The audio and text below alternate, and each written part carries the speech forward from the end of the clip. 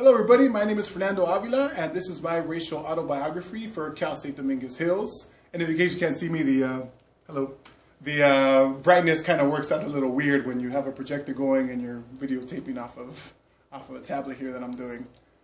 So my origin story starts in Mexico. Not because I was born in Mexico. My parents were actually born in Mexico and immigrated to the United States way back when. Actually, this story starts in the 1960s when my dad, when he was around 14, 15, 16 years old, came over to the United States to try to find work to support his family back at home. When my dad tells this story, it's really the only time that I've ever seen my dad come to tears. And when he tells me this story, I see in front of me, not my dad, but a little kid, 14, 15 years old, who still remembers the trials and tribulations of what it took to come to the United States to try to find a better life for himself and for his family, and ultimately for myself and for my brother. Now, I was born in the United States, and I wholeheartedly consider myself an American and very proud to be an American. But I can't go on denying the fact that both being Mexican and being American are part of who I am. So yes, I am both and very proud of it. Now here in the United States, my parents, even though they didn't have much means, worked as hard as they could to make sure my brother and I went to private school.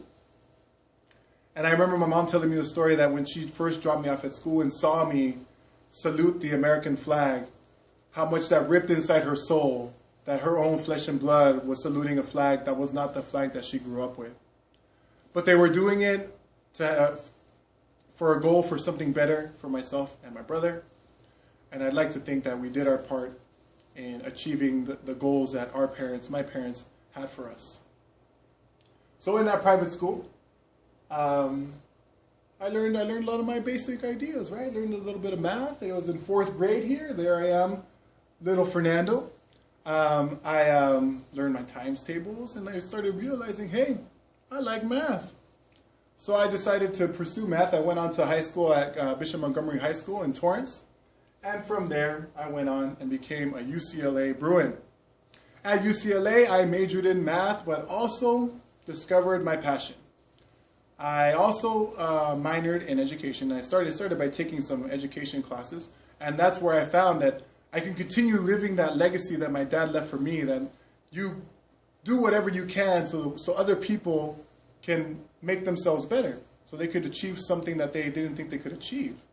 My dad did that for me so that I can come and come to the United States and be able to have a career. And now I realize that if I become an educator, that I could do that for many students in the classroom. So at UCLA, I focused on working in areas with students that are underrepresented in higher education. I worked a little bit at Crenshaw High School, at Garfield High School, both as outreach, and then fell in love with a place named Locke High School. The demographics of the area included African American students and Latino students, and that was the place that I wanted to be. So back in the year 2000, I became a teacher at Locke High School in South LA.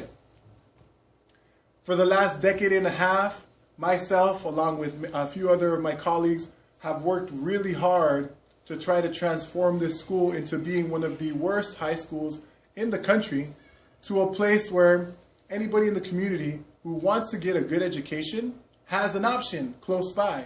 Here at Locke High School, students can come here and get themselves a solid education. When I started back in 2000, the typical teacher, unfortunately, was not there to try to do something for the students. Best example that I have is in the AP classes. Those teachers that took on the AP classes did so not because they were passionate about trying to get students to move on into college and get college credit. No, those classes were selected because those were the kids that were the quietest, they would bother you the least, and they would do as they were told. So a typical lesson plan that I saw in AP classes was, oh, can you read the books? Here are all the books. Can you read from page 200 to 280 and answer the following questions while I go sit at my seat and read the newspaper for a while and have some coffee. Nobody was passing AP tests.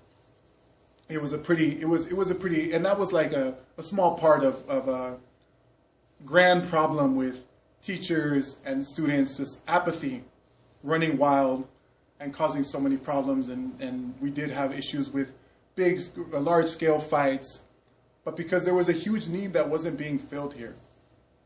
So we worked really hard to try to turn that around. We recruited people more teachers from UCLA, actually also from Cal State Dominguez Hills, from Loyola, from Teach for America. And all of this effort started helping us see that, wait, we could actually have students here that can learn and graduate from college and move on into gain careers. And it wasn't the norm here when we first started. It was very much so that Locke was the place where everybody went because they didn't want to go to school or because they had nowhere else to work. A lot of teachers ended up here because they were transferred away from their other schools, and this was the only place that had spots available for them. So as we accumulated more teachers here that were passionate for change, the school has transformed, and I can honestly say now that some of our worst teachers now were probably as good as some of the better teachers back in the early 2000s. And I don't mean that disrespectfully. There is just a sense of like, we can make a difference now, whereas before I felt like there was more of a sense of apathy and acceptance that the status quo was our students were not going to graduate. My work was partially inspired by Jaime Escalante's work way back when in East LA, when he had so many students pass the AP Calculus exam. And I tried to do the same. I spent 13 years of my life trying to teaching AP Calculus, and it was a roller coaster ride. Some years were good, some years were not so good in terms of pass rates. But the impact was there.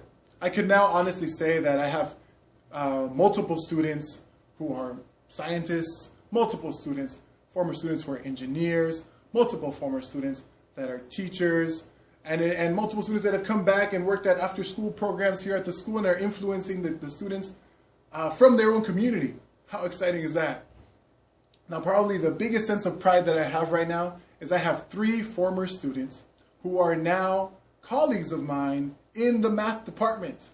So 3 students who were in AP Calculus, who were in algebra, now are working right alongside me, trying to help us out with supporting the same students from the community that they grew up with.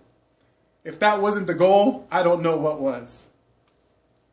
After being here with so many years, so many students have walked by me, high-fiving after they graduate, and it's a sense of pride that I cannot describe. It's a sense of fulfillment that I love being a part of. I use this picture today because this picture was actually just sent to me today from a former student who actually wasn't even ever in my classroom, but we just bonded and connected in such a way that she was so excited to send me this picture and say, look, it's the high five that we used to do all the time when we were outside of the classroom. We captured it in this moment. And I think this just exemplifies all the hard work that every single student, even if something as simple as a high five, can make such a big difference for many of our students who don't feel that they have much going for them in their lives. But now she's well on her way to go on to college. Locke High School for me has been an extremely special place because it is where I met my wife, who now, 8 years after we've been married, we have 2 kids. 2 kids that are now also part of that inspiration that my dad gave to me many years ago in saying, I'm going to do everything I can for you so you could achieve as much as you can in your life. Now my wife and myself are doing everything that we can so that them too can also achieve as much as they can in their lives. And all of the students that I've interacted with also, we're in the hopes that they can do the same. Thank you very much. That's where the work is at right now. Looking forward to learning so much more for your program.